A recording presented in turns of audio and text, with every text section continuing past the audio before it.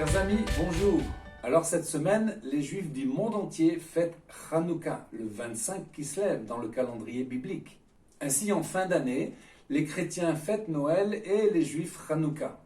Nous savons que Jésus connaissait cette tradition puisqu'en Jean 10, 22, il est dit que durant Hanouka, le Seigneur se promenait dans le temple. Alors question, à quoi pensait-il? Peut-être au fait que l'histoire allait se répéter et que le temple allait être à nouveau détruit, que l'autel serait à nouveau souillé. Même si Hanouka n'est pas mentionné comme une fête de l'Éternel, il est intéressant d'en saisir le sens. Rappelons juste l'origine de cette fête miraculeuse quand l'huile spéciale servant à allumer la menorah du temple dura miraculeusement 8 jours. La Hanoukia, c'est le chandelier de 9 bougies et cela illustre bien ce que Hanouka nous raconte. Cela signifie reconsacrer le temple. Le mot hébreu Hanouka signifie dédicace, inauguration.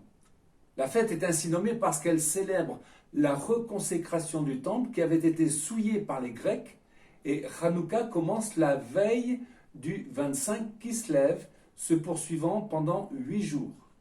Au IIe siècle avant notre ère, Israël était occupé par les Grecs séleucides, du nom du général d'Alexandre le Grand, Séleucos.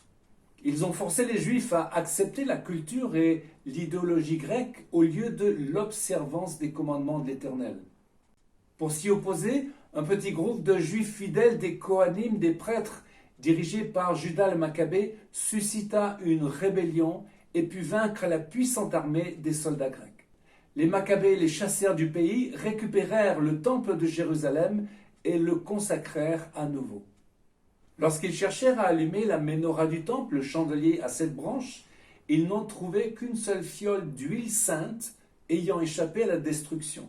Ils purent allumer la menorah et l'approvisionnement d'une journée en huile dura 8 jours, jusqu'à ce qu'une nouvelle huile puisse être préparée dans des conditions de pureté rituelle.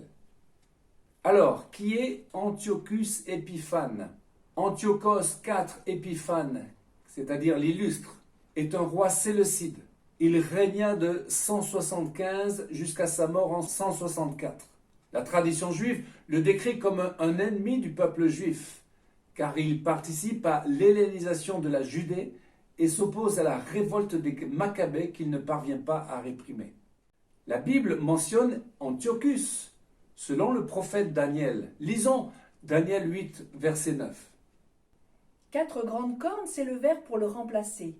De l'une d'elles sortit une petite corne qui s'agrandit beaucoup vers le midi, vers l'Orient et vers le plus beau des pays. Elle s'éleva jusqu'à l'armée des cieux. Elle fit tomber à terre une partie de cette armée et des étoiles, et elle les foula. Elle s'éleva jusqu'au chef de l'armée, lui enleva le sacrifice perpétuel et renversa le lieu de son sanctuaire. Nous pouvons également lire les 2 livres des Maccabées. Ils ne sont pas la parole révélée, mais ils décrivent l'histoire avec précision et confirment le récit biblique. Ayant vaincu l'Égypte, Antiochus revint et il monta contre Israël et Jérusalem avec une armée imposante. Entré dans le sanctuaire avec arrogance, il s'empara de l'autel d'or et du chandelier de lumière. Il avait fait un carnage et avait proféré des paroles d'une extrême arrogance.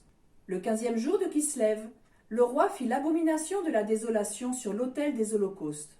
Antiochus et ses officiers avaient envahi tout Israël, massacrant une quantité d'hommes, vendant les femmes, les enfants. Ils avaient également profané le temple pour le dédier à Zeus.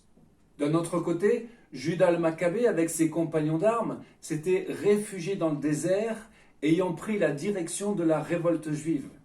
2 Maccabées 10 nous raconte la victoire de Judas et la reconsécration du temple le 25 Kislev. Alors, je voudrais parler d'une expression, ôter l'exil de soi. Après 2000 ans d'exil, le peuple juif a enfin retrouvé sa terre pour redevenir une vraie nation en 1948. Et alors il y a l'histoire du Rav Kook. Il dira « Il est plus facile de sortir de l'exil que de sortir l'exil de soi ». Qu'est-ce que cela signifie? En vivant dans les nations, en étant recherché, adulé puis chassés ou persécutés, les Juifs ont adopté une mentalité, celle d'exilés ou de dhimmi.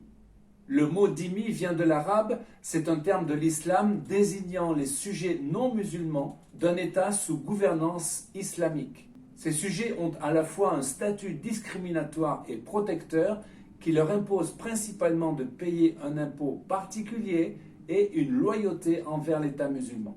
Batior a popularisé le mot dhimmitude, le reliant au concept eurabia qui parle de l'islamisation de l'Europe, un sujet au cœur des débats politiques actuels liés à l'immigration. Durant les différents exils qu'ils ont subis, les Juifs devaient survivre, ils devaient s'accommoder aux lois du pays et s'y soumettre, notamment dans les pays islamiques d'Afrique du Nord.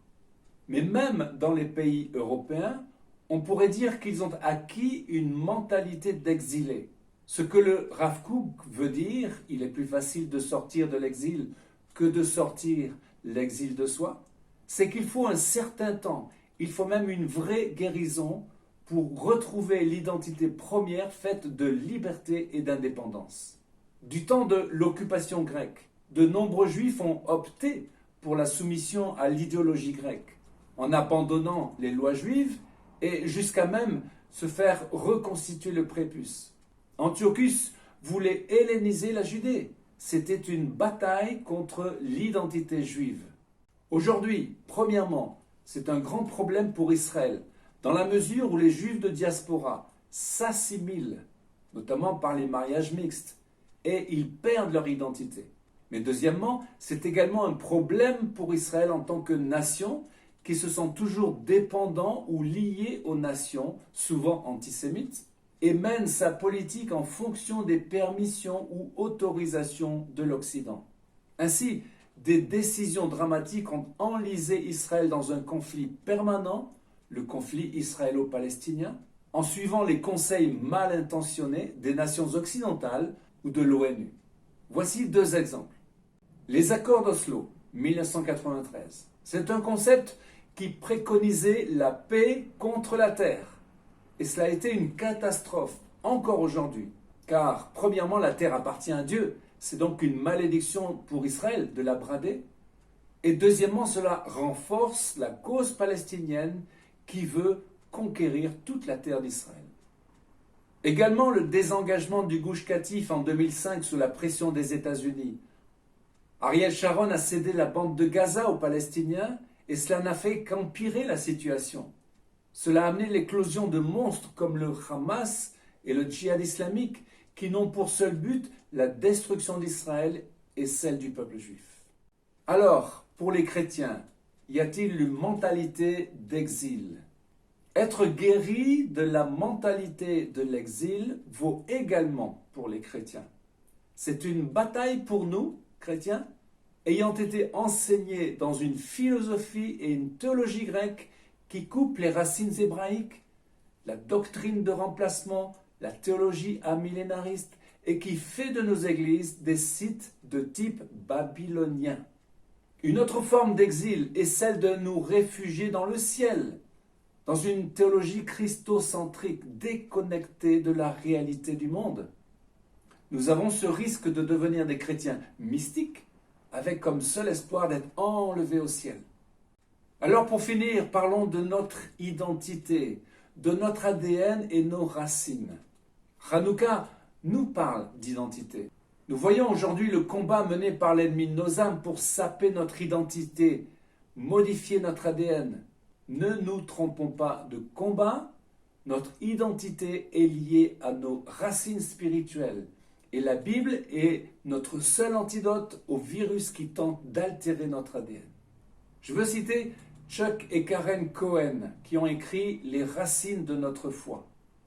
Pour ne pas être balayés à tout vent de doctrine, nous avons besoin que la révélation de Dieu tout entière vienne fortifier notre foi. Sans racines, un arbre est coupé de sa source de vie. Cette réalité reflète l'état d'une grande partie de l'Église chrétienne. La racine de l'olivier franc sur lequel nous sommes greffés, dit l'apôtre Paul, c'est Israël. C'est l'alliance faite avec Abraham, Isaac et Jacob, faite avec le roi David. C'est une alliance accomplie et renouvelée en Yeshua. C'est aussi cela, Hanouka. Chers amis, à une prochaine fois pour une nouvelle vidéo en direct de Jérusalem.